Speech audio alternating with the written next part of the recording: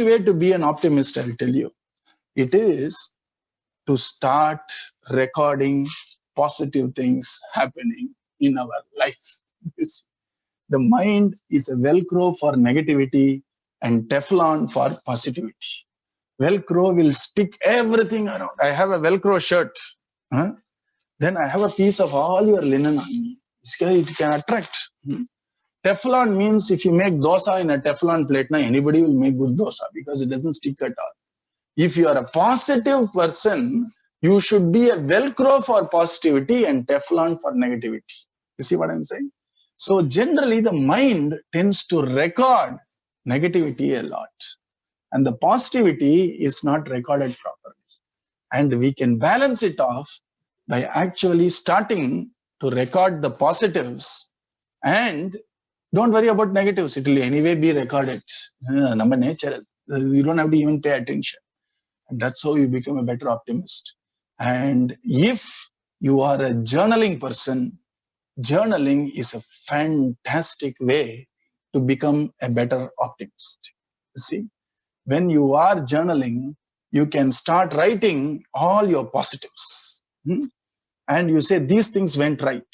And then when you are feeling a little down, the mind won't recall the positives of the past when you're down.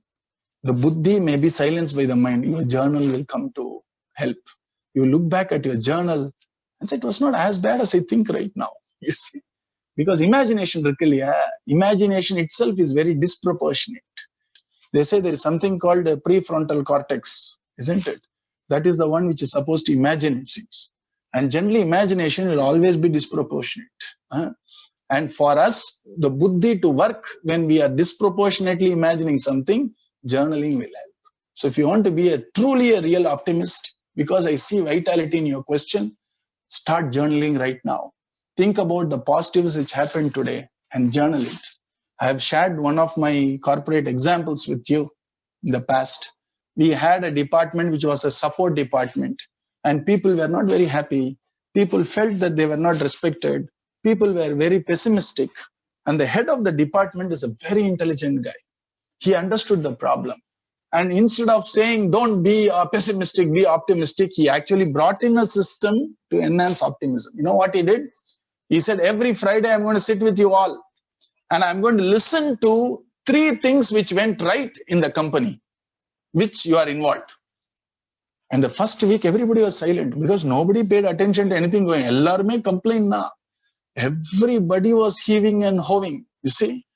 And the next week again he came. Next week again he came. He said, I'm going to sit even if you're silent for half an hour. I'm not going to stop this meeting. You better start noting what goes right in the company. And slowly people started noting. And then they were surprised. It's not that bad. Then they were even more surprised. I think it's a good place to work. What changed? People around them didn't change. They changed. They started looking at positives which they missed because we are not used to that generally. Most of us at least. So start noting positives. And if you want one step above, you want to spiritually grow also, ask this question, why did it go right? Why did this thing happen right? That answer to that question brings in gratitude. Suppose I did a project very well. You ask, why did the project go well? Then you can say, it was because of my project management skills. How did I get that skill? Then immediately you remember somebody nudging you. There is something called a nudge. They say, hey, why don't you do a PMP certificate and course? And you feel grateful to that person immediately. That nudge which that person gave me. Secondly, the amount of hard work I put in and the support of my family which made me finish that set. Now you see, without you saying I'm grateful for you and all that, that gratitude flows in when you ask a simple question as to why things go right. That makes you spiritual. Not only optimist, it will make you spiritual, divine.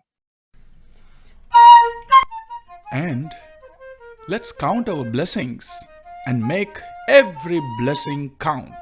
Have a great day.